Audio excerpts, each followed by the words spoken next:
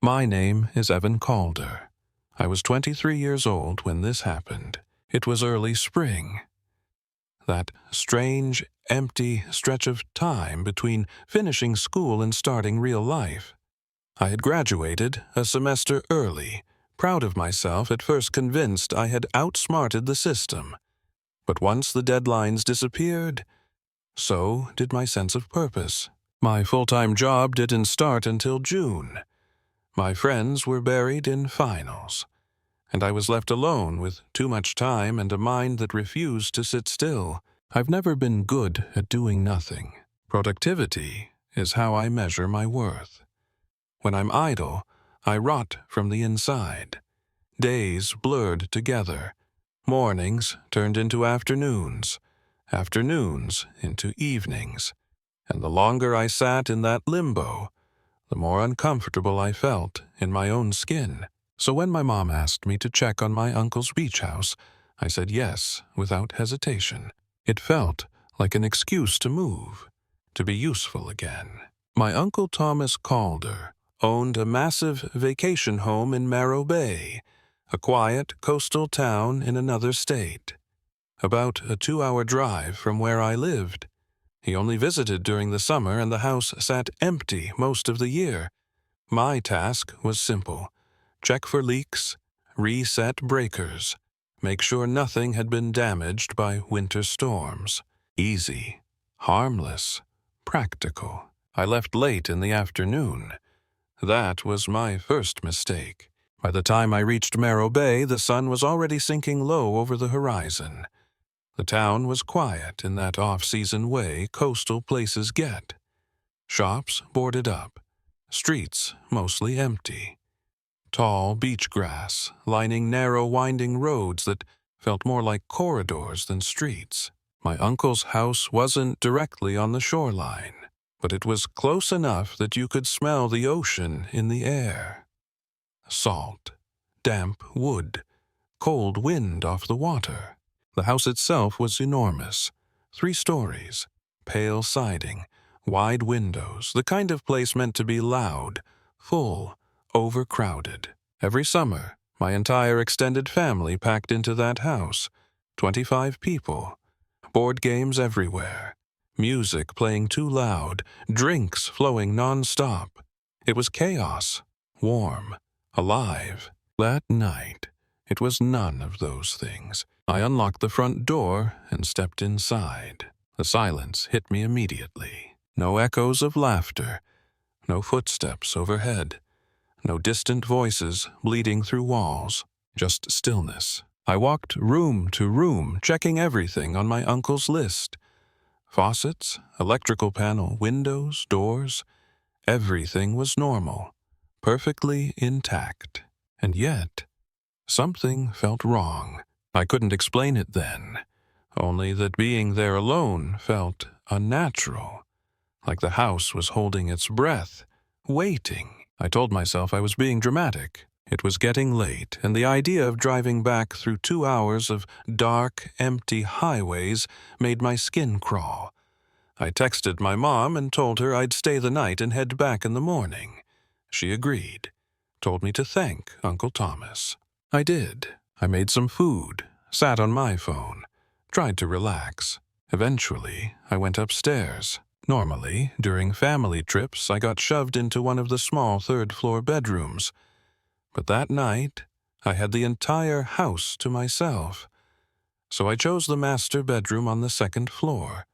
Private bathroom, walk-in closet, huge bed.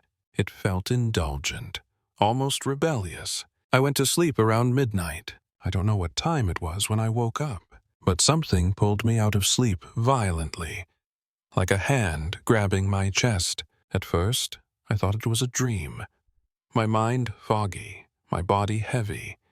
Then I heard it, a sound. From the closet, it was subtle, soft, like something shifting, something falling, without fully hitting the floor. My heart started pounding. I turned my head slowly toward the closet door. It was closed. I stared at it frozen. My body refused to move. Not full paralysis. I could move. I just didn't want to. I didn't want to know. I squeezed my eyes shut and told myself to go back to sleep. And I almost did. Almost. Then, thump. Muffled. Close. Definitely real. I opened my eyes again, and this time my body betrayed me completely. I couldn't move at all. Not my arms, not my legs, not even my fingers. I wanted to scream. Nothing came out. The closet door creaked open, slowly, deliberately. I watched through barely open eyes as a dark figure stepped into the room. No sound, no rush. It just stood there, beside my bed, watching me. Seconds stretched into eternity. My chest felt like it was collapsing in on itself. I couldn't see its face clearly, only a silhouette. Tall, thin, wrong. Then, without a word, it turned and walked out. I lay there shaking, barely breathing as I heard footsteps crossing the floor. But they didn't go downstairs. They went up, to the 3rd floor. My stomach dropped. There was nowhere to go up there. No exit, no balcony. The house was sealed. After what felt like hours, I forced my body to move. I reached for my phone and dialed 911 with trembling fingers. Whispered into the receiver that someone was inside the house. I locked the bedroom door and waited. When the police arrived, relief nearly knocked me off my feet. They searched the house, told me it was empty, suggested I'd imagined it. I knew I hadn't, so they searched again, more thoroughly. That's when they found the unlocked 3rd floor window. And outside, on the roof, they found him, a bald man, filthy, hollow-eyed, sitting there like he belonged, staring. They took him away in handcuffs, said he was probably homeless, squatting, but when they questioned him, he said nothing, just stared, vacant. And even now, I still don't understand how he got there, or why my uncle refuses to upgrade the security. I thought that was the end of it. I was wrong, because I believed leaving that terror behind would be enough. But that was only the beginning. I thought the nightmare had reached its peak, that whatever had happened in Marrow Bay was some isolated horror, an unfortunate collision between bad timing and worse luck. Something I could lock away in the back of my mind and slowly convince myself was over. For a while, that worked. Weeks passed, then months. Life crept forward again. The memories dulled at the edges. The house, the closet, the man on the roof. They all started to feel unreal, like scenes from a movie I'd watched too late at night. That's when Lucas called me. Lucas was one of my closest friends from college. We'd bonded over late-night gym sessions, cheap beer, and the shared dream of escaping our hometowns. His family owned a beach house in Northwind Shore, a stretch of coastline known for its boardwalks, neon lights, and crowds during the summer months. But this wasn't summer yet. It was mid-July, technically peak season, but the weather that weekend was oddly subdued. Cloud cover, cool wind, the kind of coastal chill that makes the beach feel emptier than it should. Lucas told me his grandparents had passed recently. The house had been in their family for generations, but now it mostly sat unused. His parents were busy. His relatives lived across the country. The place was empty and free. He asked if I wanted to come down for the weekend. Just relax, get away, no obligations. I said yes without thinking. Looking back, that's what scares me the most. The drive down was easy, familiar, comforting. The kind of road trip you don't think twice about. Music playing softly. Windows cracked. The ocean smell growing stronger the closer we got. The house itself was beautiful. Old, solid, heavy with history. It had that unmistakable beach house scent, salt air, soaked into aged wood, mixed with something faintly musty. Not unpleasant, just lived in. Like the walls remembered decades of summer's laughter, arguments, reunions. We dropped our bags in the upstairs bedrooms and went out for food. Nothing fancy, just subs from a local shop. That first night felt normal, too normal. We walked along the beach after dinner, rods in hand, pretending to fish more for the atmosphere than anything else. There were still people around, but Lucas knew where the quiet spots were. Hidden paths, dim stretches of sand where the lights from the houses didn't reach. The ocean was restless that night. Waves crashing harder than usual. Wind pushing against our backs. At some point we met a couple of girls, laughing, barefoot. The kind of harmless, forgettable interaction you barely think about afterward. Numbers exchanged. Smiles. Nothing strange. By midnight we were exhausted, sunburned, dehydrated, content. We went back to the house and crashed early. I don't know how long I'd been asleep when the sound started. At first it blended into my dream. A sharp, piercing noise that cut through everything else. I remember thinking I was still dreaming until it didn't stop. Beep, beep, beep. High-pitched, mechanical, relentless. I shot upright in bed, heart racing. The room was pitch black. The sound wasn't coming from my floor. It was coming from above me. I didn't hesitate. I ran to Lucas's room and shook him awake. Hard. He didn't ask questions. He didn't need to. One look at my face and he was already moving. We sprinted upstairs. The third-floor hallway was dark, except for faint moonlight spilling through a window at the far end. The beeping echoed off the walls, impossible to pinpoint. Smoke detector, I thought. But there was no smoke, no smell, no heat. We flipped on the lights and started checking rooms. Closet to closet, bathroom to bathroom. The noise seemed to come from everywhere at once. Then I found it in one of the bedrooms, tucked neatly under a pillow. A small, black device. It was about the size of a walkie-talkie. Smooth, featureless. No brand, no screen. Just a blinking red light on top and a single switch on the side. The beeping stopped the moment I flipped the switch. Lucas walked in just as it went silent. We stared at each other. Neither of us had seen it before. We spent the next hour trying to make sense of it, tossing out explanations that collapsed the moment we said them out loud. A faulty alarm, a prank, a forgotten piece of equipment. None of it fit. Then I flipped the switch again. The beeping returned instantly and stopped just as fast when I turned it off. That's when it hit us. The device didn't activate on its own. Someone had turned it on. Someone else had been in the house. We locked ourselves in Lucas's room and called the police. When they arrived, they told us to wait outside while they searched. It didn't take long. Every window on the third floor was wide open, drawers pulled out, beds flipped, furniture disturbed. The room where I'd found the device looked like it had been torn apart. Lucas swore it hadn't looked like that earlier. I believed him. The police didn't find anyone. They told us to lock the windows, call again if anything else happened. Then they left. We stayed. We didn't sleep.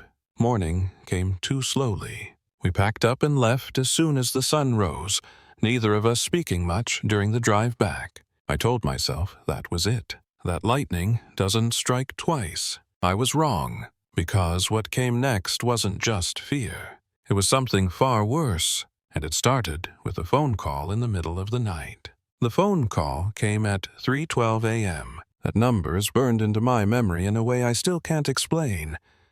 I wasn't asleep, not really.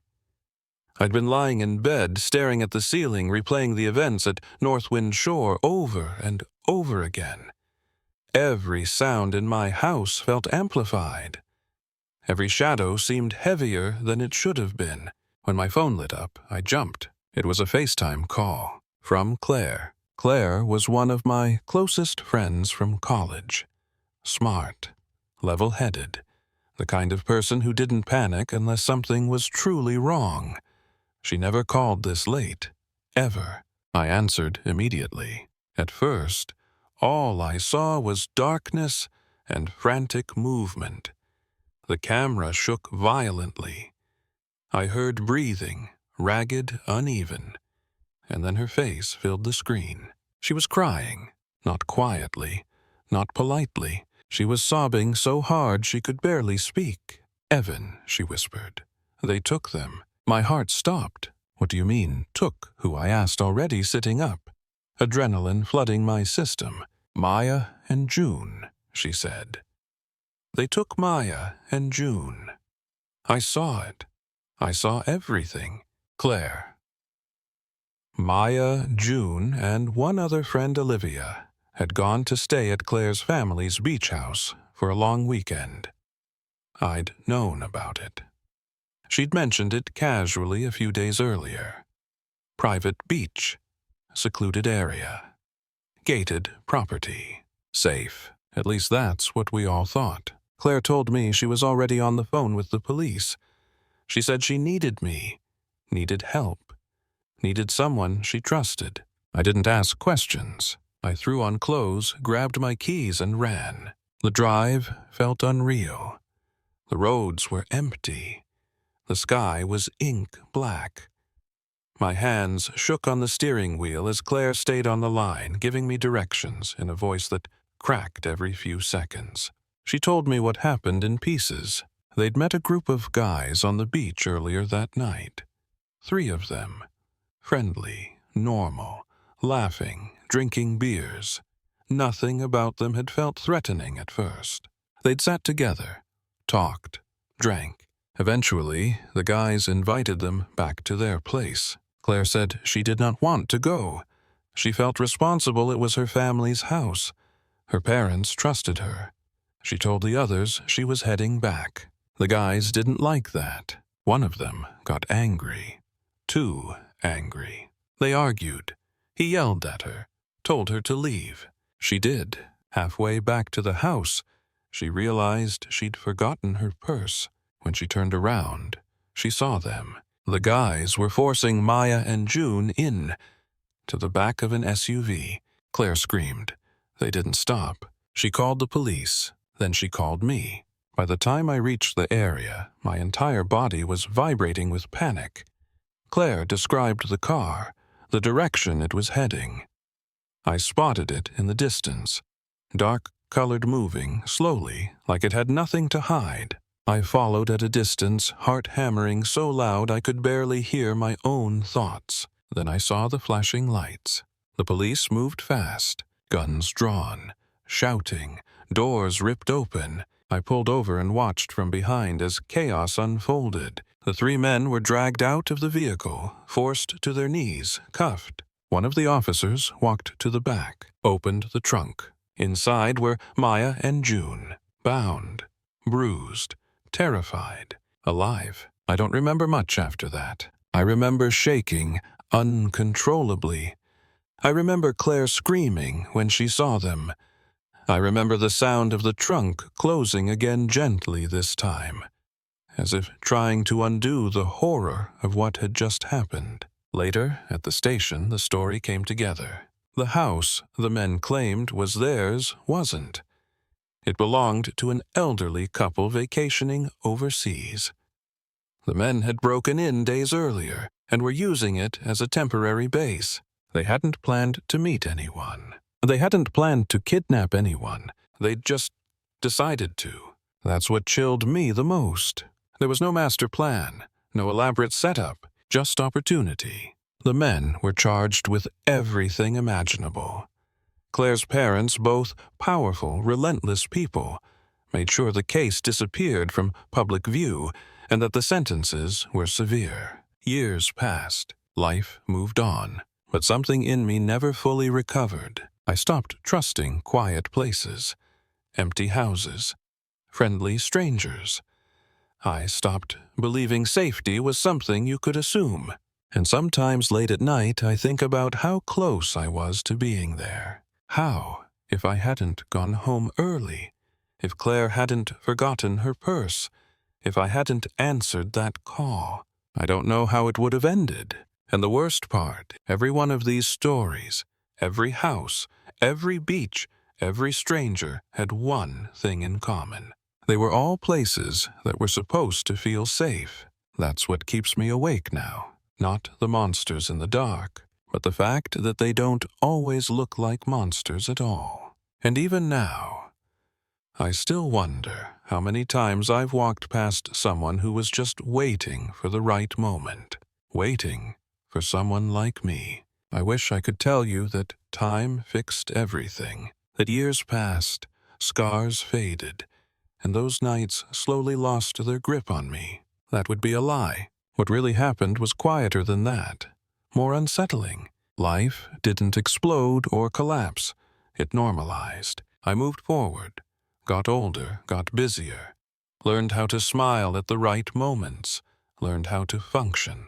But fear doesn't always scream. Sometimes it just sits there, waiting. After everything, the house in Marrow Bay, the device at Northwind Shore, the night Maya and June were pulled from a trunk, I became hyper-aware of patterns, sounds, absences, small details most people never notice, unlocked windows, shadows where there shouldn't be any, rooms that felt used even when they were empty. I told myself it was trauma, that I was projecting, until something small happened, something so insignificant that most people would have laughed it off.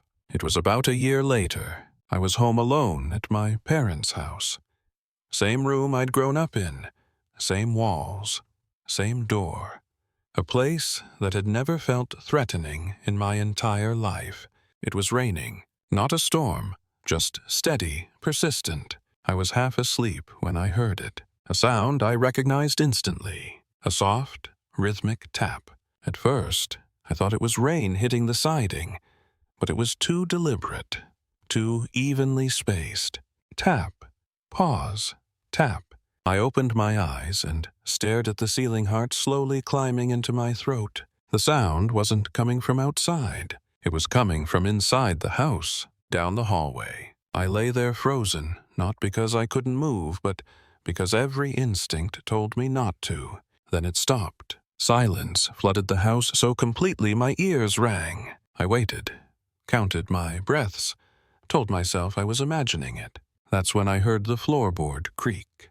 Just one, right outside my door. I reached for my phone, hands slick with sweat, and turned on the flashlight without opening the camera. A thin line of light spilled onto the floor. And there, at the bottom of my door, was a shadow, perfectly still, not shifting, not breathing, just waiting. I don't know how long I stayed like that.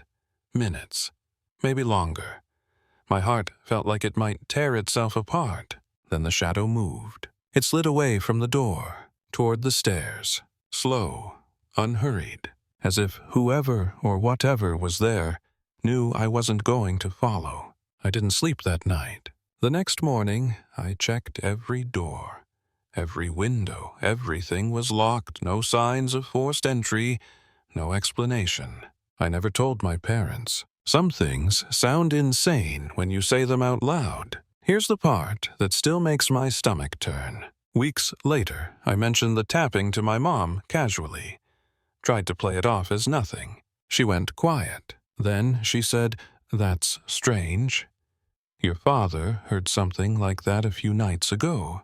That was the moment I realized something crucial. None of those events were connected by place or people. They were connected by opportunity. Empty houses, unlocked spaces, moments when someone was alone and distracted and convinced they were safe. We like to believe danger announces itself, that evil kicks down doors, that monsters reveal their teeth, but that's not how it works. Sometimes it hides in closets. Sometimes it waits on rooftops. Sometimes it stands just outside your door, listening to you breathe. And sometimes it leaves, Not because it can't hurt you, but because it doesn't need to. Because knowing it could come back is enough. I still lock my doors, still check windows twice, still wake up at the smallest sound. And every once in a while, late at night when the house is quiet and the world feels too still, I swear I hear it again. That soft, patient tap, like someone reminding me they never really left. And maybe they're just waiting for the next door I forget to lock.